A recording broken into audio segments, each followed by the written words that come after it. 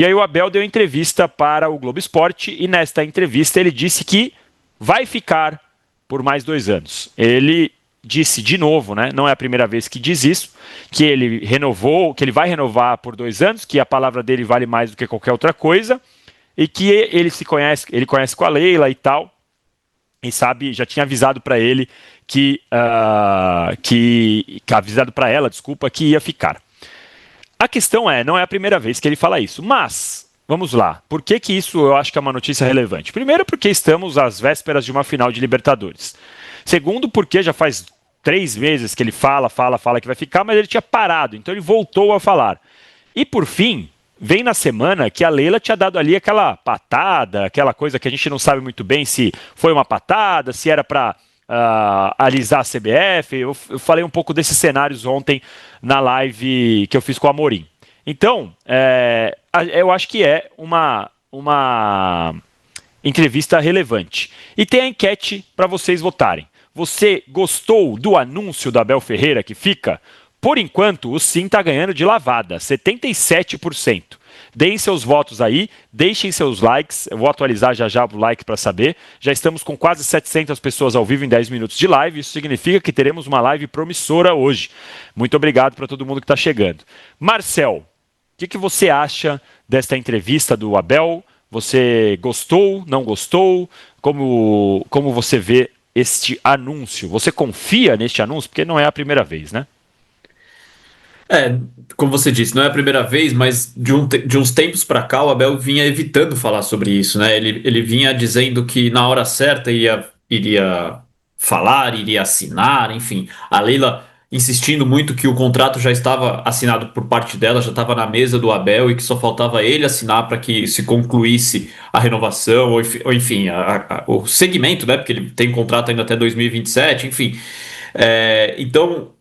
O que surpreende não é o fato dele ficar, e sim o momento, né? 2 dias antes da final, 2 dias antes do jogo mais importante da temporada, 2 dias antes do jogo talvez mais importante da década, é, e principalmente também 2 dias, se eu não me engano, depois dessa rusga pública que ele teve com a Leila, né? Essa chamada, essa cobrada, essa chamada de atenção da Leila em cima do Abel. E cara, eu de verdade não me lembro em algum momento onde Abel e Leila ficaram ali em lados opostos publicamente, pelo menos. Essa foi a vez mais clara, quando o Abel fala que praticamente coloca a culpa ali do fracasso do Palmeiras nesse final de temporada, nesse final de Brasileirão na arbitragem, que foi ruim sim, mas que não é, claramente não é por isso que o Palmeiras vai perder o Campeonato Brasileiro, e a Leila tira esse peso e fala, não, o Palmeiras não perdeu por causa disso. Então assim, tá muito claro que os dois estão em discursos distintos nesse momento. E aí nesse momento exatamente que o Abel vira e toca no assunto e fala que vai ficar. Então, o que surpreende é isso. Não sei se o Abel estava querendo ali dizer assim, ó, Leila, não vem querer agora que eu tô mal. Falar, ó, começar a criticar e ensaiar ali alguma situação para que o Abel possa sair e falar, não, agora eu vou ficar. Você não disse que eu tinha que ficar, então agora eu vou ficar. Mas é isso, a Leila também já falou várias vezes que gostaria que o Abel ficasse. Eu acho que faz parte do plano da Leila que o Abel siga até ela encerrar o mandato dela. E parece que isso realmente vai acontecer, está encaminhado para que aconteça. E o Abel, com essa declaração e falando que fica realmente, vai depender realmente muito do que acontecer no sábado para que ele saiba se a temporada dele ano que vem começará leve ou se começará bem tumultuada. Pois é. Antes de mais nada, eu vou dar aqui um puxão de orelha no nosso amigo aqui, Jonas Oliveira. Você pode não gostar do Abel, agora esse papo de ir atrás da família dele, que ele é um lixo. Isso aqui não vou tolerar, não. Mandou, já paguei essa mensagem. Esse tipo de mensagem aqui não. Pode falar que não gosta, pode falar que o Abel tem que sair, chamar de pardal. Agora, ameaçar, falar que vai pegar a família, pelo amor de Deus. Sai, nem manda essa mensagem de novo, que senão. Enfim, eu tiro do chat aqui, pelo amor de Deus, Jonas, vamos com calma. Então, eu particularmente acho que já vou falar o que eu acho, só deixa eu pôr o superchat aqui rapidinho para não perder esses superchats. Primeiro, A Leila Torres, muito obrigado, Leila Torres. A Leila que está sempre com a gente, está no grupo de apoias também. Boa tarde, Danilo, bom trabalho aí em Lima. Não se estresse, Palmeiras sempre. Eu tento não me estressar, eu só não gosto desse tipo de mensagem que eu falei agora, viu, Leila? Esse tipo de coisa para mim é um negócio absurdo. E o Edilmo Santos Matias Costa mandou: como é trabalhar com dois gigantes, Mauro e PVC? Excelente, trabalhar no UOL só tem gigantes lá, Casagrande, Tirone, Arnaldo, Juca, Trajano, Domi, Fabio, Alícia, enfim, Mili, todo mundo lá que eu trabalho, só lenda. Falando em lenda, aliás, sem querer eu dei um gancho, para mim, a gente tem o que falar, né? Nem tem o que falar. Abel Ferreira é, para mim, o maior técnico da história do Palmeiras. Maior que o Felipão, maior que o Brandão, maior que o Luxemburgo. O cara é simplesmente o Mister Libertadores, né? Maior que Jair Pisserni. Maior que Jair Pisserni, maior que o Gilson Kleina, tá? Maior que o Paulo Bonamigo, maior que todos esses. E olha que a competição é boa. Eu já falei isso, não é por isso que eu vou defender cadeira cativa, eu não vou falar que ele tem que ficar para sempre, que não pode criticar, não é nada disso.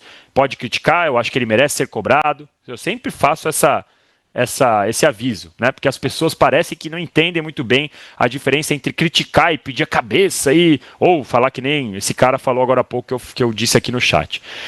Então, eu acho que é uma excelente notícia para o Palmeiras.